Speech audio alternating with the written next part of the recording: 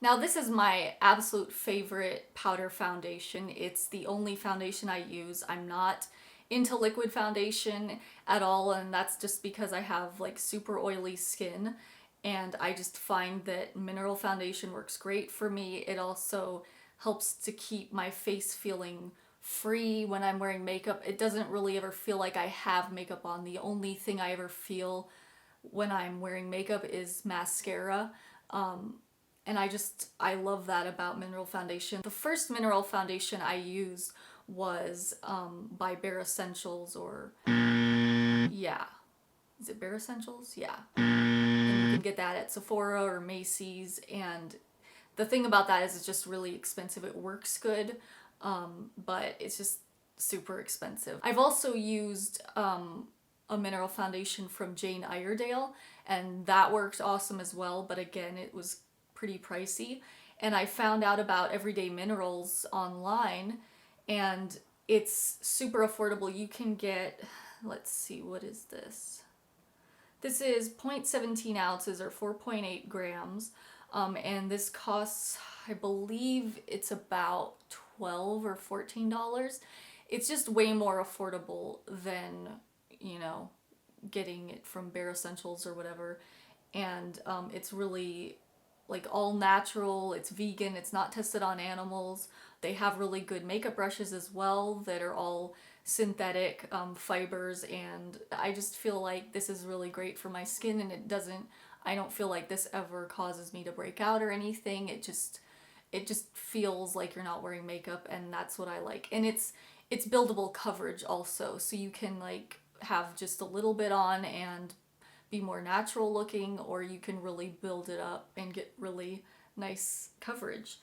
And then this is also from Everyday Minerals, and this is their finishing dust, and this works awesome. Just I use this after I put on bronzer and blush and highlighter, just to set everything nicely. Now I have a mascara that I used by Maybelline. It's the Rocket Volume Express. The brush is kind of one of those plastic ones. I thought this was really good, but I've since found even better mascara from Maybelline that I like, so I probably won't repurchase this anytime soon. And I think I do remember that this mascara was prone to flaking under my eyes, so I probably won't repurchase this. I have a face serum by I have a face serum from Michelle Dermaceuticals, and this is their Perfect C serum. This didn't really do much for my skin, but I wouldn't say don't try it. Like if you are looking for a good vitamin C serum, and you think it might help with some type of issues you're having, then go for it. I don't really know that I needed a serum at this point in my life right now, so I won't repurchase it for now. So I used up some lip products and this one is from The Body Shop. This is their coconut lip butter. I think I'm just deciding to get rid of it because it just doesn't smell like fresh anymore. I've had it for quite some time, and it just didn't moisturize my lips that well. It tended to make my lips feel drier after using it, so I definitely don't recommend this. It just did not work for my lips. The same thing can be said for this EOS little circular chapstick.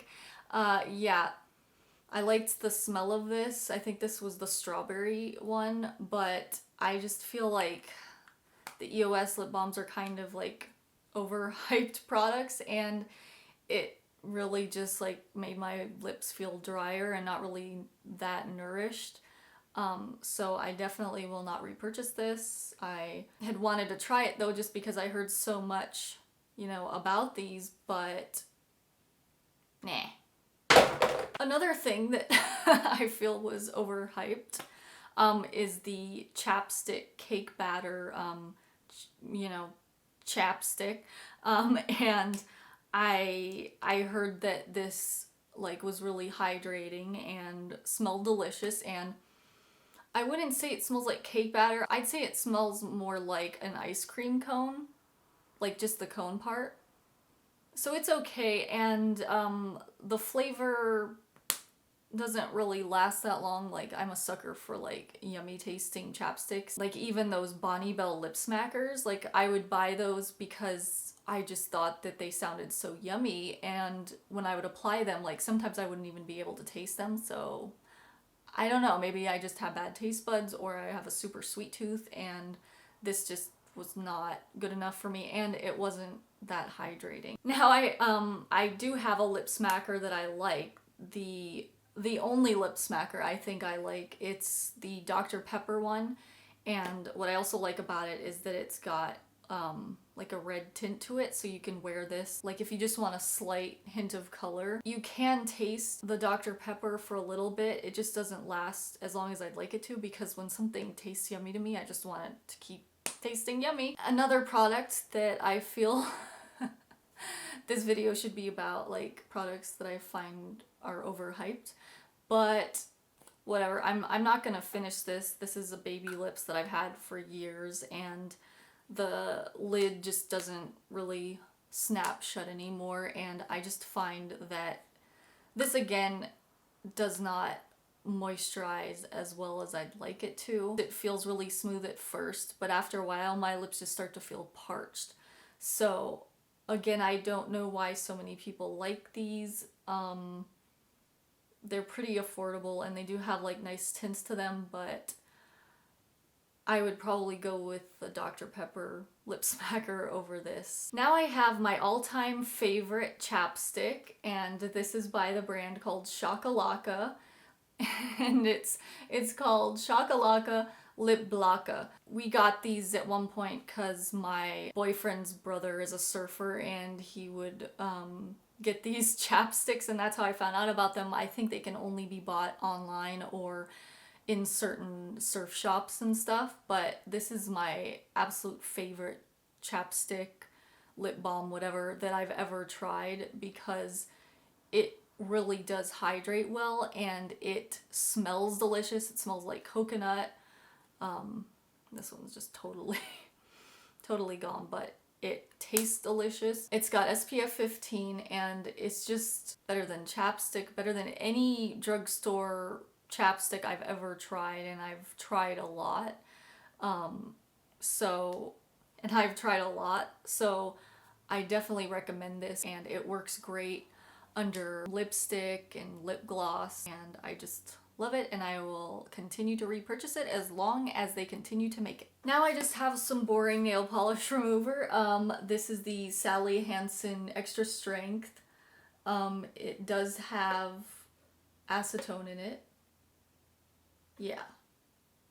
And I also have a Q-Tex one with acetone, because I'm just so lazy and I can't buy the nail polish remover without acetone. It's just, especially if I like to wear glitter on my nails like I'm wearing right now, it just takes forever, so I have to use acetone.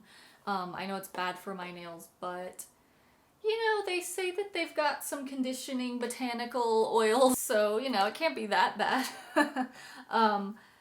But yeah, any type of nail polish remover with acetone that says it's not that bad for your nails, you know, I'm fine with it. So yeah, I would repurchase these. Then I have a mouthwash by Listerine, and this is their Zero mouthwash, which has no alcohol in it, and I've heard that using a mouthwash with alcohol can actually make your breath worse.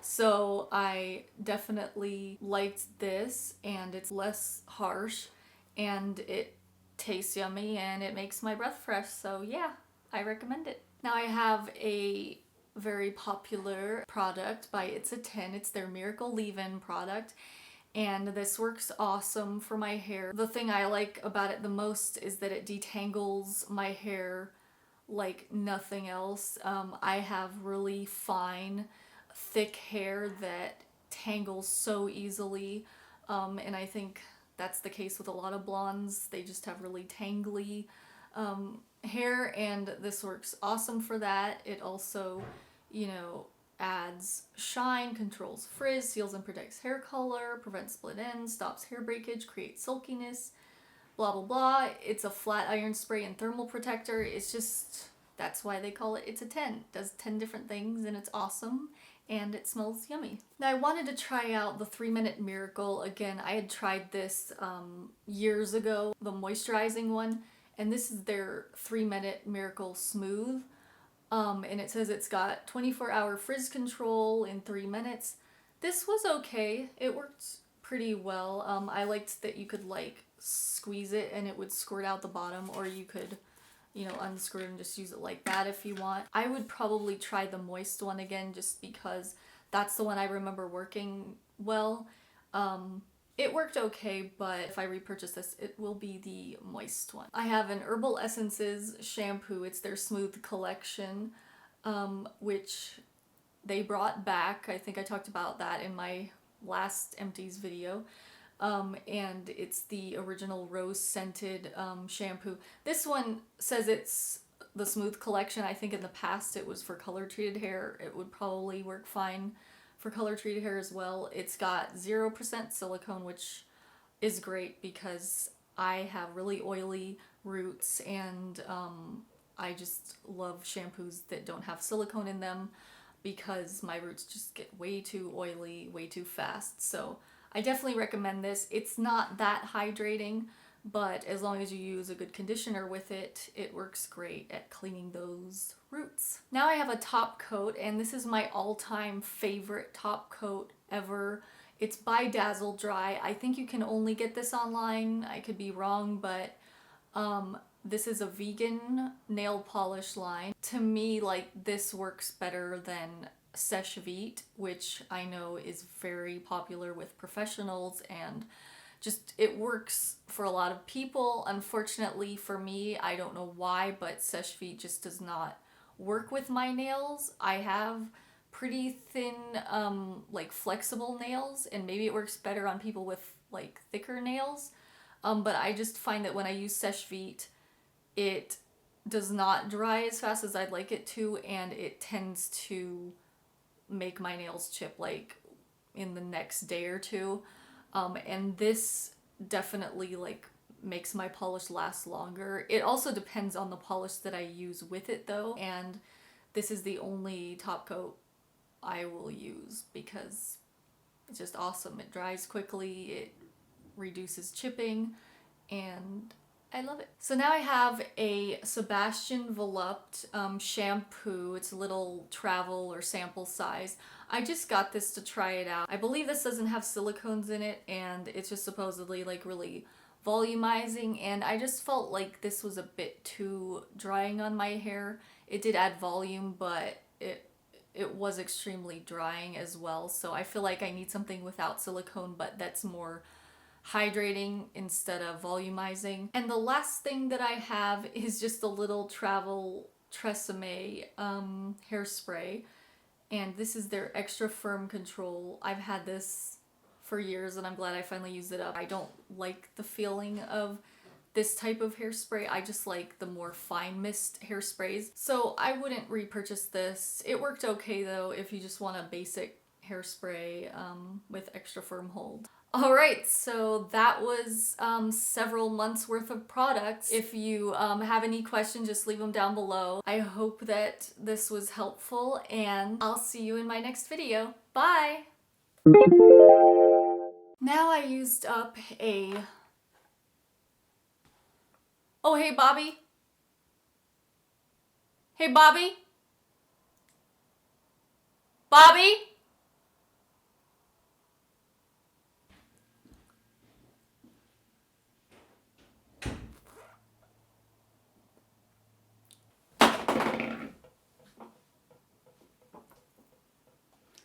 Oh boy.